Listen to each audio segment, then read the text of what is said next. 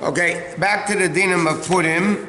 So we learned to Machzis HaShekel. Okay, we learned about Parshat Zachor, the biblical mitzvah Parshat Zachor. Okay, now because Shabbos is out of Purim, so you're not allowed to do any preparations for Purim on Shabbos. For instance, even let's say there's an Erev in the city, you're not allowed to bring the Megillah to Shul before Shabbos is over to have it ready Saturday night. But halacha says what happens if you bring your Megillah to Shul, it's in the afternoon, Shabbos afternoon, and then you look at it a little bit, you learn it a little bit, so then you used it that day also, so then you would be allowed to do it. But just to bring your Megillah to Shul Shabbos afternoon, before nightfall, in fact, you're not allowed to bring it because then you're preparing from Shabbos for after Shabbos, which is forbidden. What? No. Now, if Purim is Shabbos, it could be in Yerushalayim. Like if Purim is Friday here, it's in Yerushalayim, it's Shabbos. So then Poskim write, Shabbos Purim, a Megillah is Muksa. Why? Because you might come to carry it. So why don't you read the Megillah in Yerushalayim on Shabbos? Our calendar can never be Shabbos Purim. But in Yerushalayim, Purim can be Shabbos. It's called Purim HaMeshulash. You have a 3-day Purim. So then, the din is, it wouldn't be, then a Megillah is Muksa, like Shofar and other things. But the regular Shabbos, like this Shabbos, is not Purim. It's Erev Purim. So Megillah is not Muksa. In fact, according to halacha, you're allowed to prepare, let's say a guy is laning, he's the Balkari, so he's allowed to prepare the Megillah on Shabbos for after Shabbos because reading the Megillah, it's Torah. Like we're doing, if you have a test on Sunday, you can learn on Shabbos because you're learning, it's not called preparation. Why is Shabbos clearly going back? Why do you should? No, because it says, we can have Purim on Friday. Right. Yudalid. Yerushalayim means the Megillah Tezvav. Huh? No, I understand. I'm saying, why was the calendar set up so that it won't be Shabbos? And for Yerushalayim and after? You have a bigger question. I'm going to paraphrase your question. The original Rosh Hashanah was which day of the week? The original Rosh Hashanah. When was Adam Rishon created? Friday. According to our calendar, Rosh Hashanah can never fall out on Friday. The first day can never fall out on Friday. What day was the Torah given? Shabbos. According to all opinions, Kol Ha'amah b'Shabbos nitna Torah liYisrael, right? That's what the Gemara says. According to our calendar, the first day of Shavuos can never fall out on Shabbos. According to our calendar, in the time of the Bais Din, it could be any day. So it's interesting. The original Rosh Hashanah can never be any time. The original Matan Torah day of the week can never be. So Purim could also not be. Just the way the calendar is set up with Nisan and all that stuff, that's it can be. Rabbi, can you carry in a walled city? Why would it? Like, if you're worried about I told you if you're bringing it to Shul to have it ready for Saturday night. In Yerushalayim, like you say, read it that it would fall out on Shabbat. You say it's Musa. They don't read it on Shabbos because you might carry it in the place where you're not allowed to carry. But if you can't read it. Okay, anyway, what did you had a question? Wow, two great minds think alike. Okay. Oh, okay. Now, just as a halachic issue, because it's Motzei Shabbos, okay, so then when Shabbos is over, let's just speak practical language here. Shabbos is over 7:48. Ma'ariv is going to be at 8:15. Okay? It's like a half an hour later. So, if you want to drive to Shul, you want to do anything, you have to say Baruch HaMavdul Ben Kodesh L'Chol, which is the verbal Avdallah. Then you could drive, you could do whatever you need to do to come to Shul. So it's not Shabbos anymore. But you need to say Baruch HaMavdul Ben Kodesh L'Chol, then you could drive, you can do whatever you want. Now, Havdalah itself, it says in Shulchan Aruch, when do you make Havdalah? After the reading of the Megillah. After you read the Megillah Saturday night, then you make Havdalah. So basically, the way it works at night, you'd have a Ma'ariv, like a Saturday night Ma'ariv Atoch and Antanu. You also add Ala Nisim in the Shemoneh Esrei, because it's Purim. And then after the Shemoneh Esrei, the Chazan says Kaddish Tiskabel, with the Tiskabel. And then you read the Megillah. And after the Megillah, you say V'inoyam Avata Kaddish. And then he says Kaddish without Tiskabel. We learned there's only one Shabbat per tefillah. And then you see Aleinu, and the rest of the things. So what? No. Oh, I said, is it? What? Why not all before? Huh? Why can't you do it all before? What's the Vaad Rabbonim says that you make Havdalah after the Megillah? Because Havdalah you make after Ma'ariv. Megillah we read in the middle of Ma'ariv. Huh? Havdalah is Tadr. Yeah, but it's Tadr after Ma'ariv. And here you're reading the Megillah in the middle of Ma'ariv, so therefore you finish Ma'ariv, and then, in fact, there's a whole dinam. What happens is, because a lot of times Purim is the last night to do Kiddush Levana, right? So what happens if there's a Levana before the Megillah? Do you push off Megillah and do Kiddush Levana? What happens if in middle, there's a whole dinam like this. What happens in middle of the Megillah, it's a cloudy night. The middle of the Megillah, all of a sudden there's a Levana. Do you stop reading the Megillah for the people to go out to do Kiddush Levana if they're afraid it's not going to be there after the Megillah? There's a lot of dinim involved in this. But we already did it Saturday night. By the way, if anybody didn't do Kiddush Levana, you should do it these days.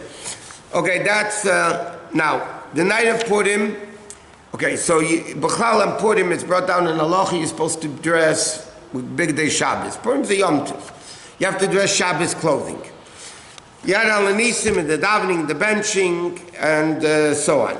Now, even after the Megillah, all the festivities, well, if you have festivities, then you did the festivities. But Purim night is brought, even if it's not Saturday night, is brought down in halacha that you're supposed to have like a meal, not the su'ud of Purim. You can't do that at night. But you're supposed to have like candles burning, not with no bracha. Just it says in halacha. There's no case. You should have a little suda. It's a festive time. But again, if you're in shul and there's food there, then you did that already. If someone is having suda shlishis, can they extend it towards like the? No, it says in halacha, in fact, you should lessen the shalosh shudas that you should eat the meal afterwards. With more taste, more things like this. Isn't the main suda of the day? Yeah, that's not the halachic suda. It just says suda ksas. Ksas suda. Yeah, but the pearl. Shabbos, no? Huh? No, it says yamit ksas besuda shlishis to be able to eat the sudas Purim. I mean, at night. I'm talking about the night of Purim. All the mitzvahs of Purim, except reading the Megillah, you can't do at night. Like you can't give Mishleach Manos at night. You can't give Matanos Avyenim at night. Now, you could give it that the person who's giving it out will give it on Purim day. So then you're just appointing him a Shliach that on Purim day, he'll give out the money. What? Is it says Shchuna Rabbi Shchuna, he quotes it here.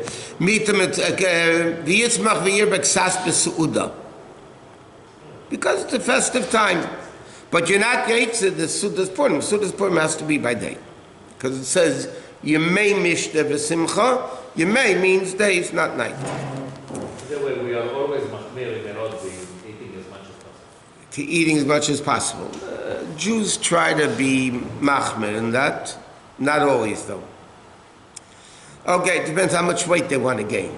That's the bottom line. Okay, now who's obligated in this? Okay, there's two aspects. What? Is this Mitzvah Shabbos the last night of Kiddush Levana? I didn't look in the law. I don't know. Doesn't matter. It goes by the Moiled. Doesn't matter which day of the month it is. Okay, now there's an interesting thing. Men, women, children are obligated to listen to the Megillah both by night and by day. According to halacha, the main Megillah reading is not the night one, it's the day one. Therefore, what happens if somebody, for whatever reason, can only have one Megillah reading? Either the night one or the day one. They can only, for whatever reason it is. So then the din is, they should do the day one. Because the day one is, of the two, the day one halachically is the main one. Now there is an interesting scenario. Sometimes, in fact, a guy called me this week, and he says he's going to prison before Purim, but he's not going to be able to go on Purim. And there's a Jewish inmate there. So he wanted to know if it's going like Wednesday or Thursday, I remember. This week he's going to jail. So he asked me if he should read the Megillah for him. So the din is, you read without a bracha. Because first of all, there's a concept of Megillah in the Krasbi. The Mishnah says Yud Aleph, Yud Beis, Yud Gimel, Yud Dalet, Tezvov. Sometimes in the time of the Gemara, or before, Anshe Knesset Agdela, they let the villagers would come into the big cities twice a week, Monday and Thursday, for market days. So the Chachamim made life easier for the villagers, that the day they come into the city, they can hear the Megillah already. So the earliest possible scenario would be on the 11th of Adar. How? If Purim, like this year is Sunday, right? So Yud Dalet is Sunday, Shabbos is Yud Gimel, Fridays Yud Bet, and Thursday is Yud Aleph. So when do they come into the cities? They come in Thursday. So then, Alpidin, they were allowed to read the bracha. Allowed to read the Megillah with the bracha, by the way. They were allowed to. While fasting? Yeah, wasn't a contradiction one thing to the next. There's Megillah reading. And listen, you have normal Purim at night, when you read the Megillah, you're still fasting. You're still fasting the Megillah at night. So then sometimes if a Purim would be, let's say, Tuesday, so they would read it Monday before, whatever. So it came out, the earliest is Yud Aleph, the latest is Tezvov. You can't go before Yud Aleph, technically in halacha, you can't go after Tezvov. But there are opinions that say, what happens if a person is in a situation, it's the 10th day of Adar, 5th day of Adar, whatever. It is a situation that he will not be able to read the Megillah on Purim. It's either today or nothing. So then is an halacha that you read the Megillah without a bracha. Why? Because in the Megillah it says, HaChodesh asher nepach loha miyogin l'simcha. It's a whole month that was transformed. The whole month of Adar was transformed. So because the Megillah speaks about the whole month, b'diavad you can read it without a bracha. You can make a bracha only on the obligated times. What? If you know for whatever reason you're not going to be available to hear Megillah on those dates, and it's a year like now where it's a leap year, can you do it in Adar Aleph? No, you can only do it on the base. Because the Gemara learns out, by the way, there's the machlekes in the Gemara. Do you read it Adar Aleph or Adar base? When is Purim? It's two opinions in the Gemara. But the halacha is, you read it in the second order to have mismach geula legeula, the geula of Purim to the geula of Pesach. So it has to be in the second month. You can't be yaitz in the first month. We think that there's only two there, maybe there could be more. Two others? It's only two opinions. Oh yeah, each opinion has two opinions. What? If a person has to celebrate Shushan Purim, but he can't hear it, so he's not Shushan Purim. A person, like in America, you can't be yaitz to the Megillah Shushan Purim. No, but I'm saying, let's say a person who has to hear, who celebrates Shushan Purim can't hear it, can he just do it on the 14th of Adar? Without a bracha, you would have to hear it. Because for him, the obligation is Purim day. No, you can't read them. You can read them, you go without a bracha. It says in halacha what happens if somebody is in a situation, let's say, practically speaking, if they're in a hospital, old age home, and there's nobody going to come read the Megillah for them. What should they do? They should take a chumash. It says in halacha, you take a chumash, you read the Megillah. No bracha, obviously. Why? Not that you're yaitze, you're not yaitze. It's just that you should remember the concept of Purim. That, the concept of Purim should stay alive. It's only the day of. The day of, that's it. What? Well, if you'd be here yesterday, you would have known.